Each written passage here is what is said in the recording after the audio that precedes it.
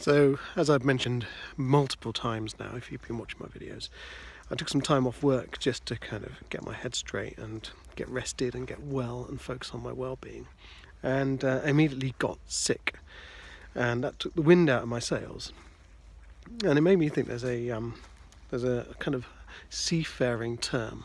It talks about a place in the ocean called the doldrums.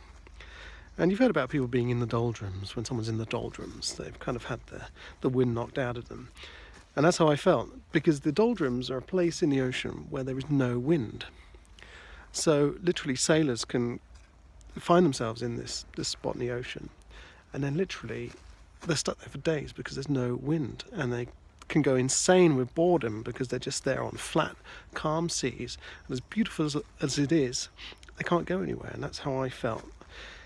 And what do these sailors do? They have to find ways to pass the time. So sometimes that can mean occupying themselves with things like books and board games and telling stories and all this kind of stuff.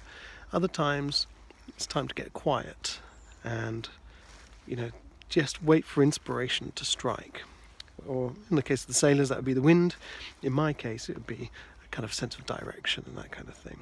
So, last week or so I've just been sitting it out, feeling a bit sorry for myself in the doldrums, waiting for inspiration to strike. I'm feeling a bit better today. Coming to the end of my 2-week break.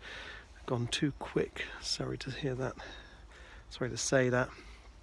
But there we go, a little thought for today. When you're in the doldrums, find ways to occupy yourself. Don't let yourself go crazy on the high seas, waiting for the wind to pick up. It will pick up, inspiration will strike, and you'll be on your way again shortly.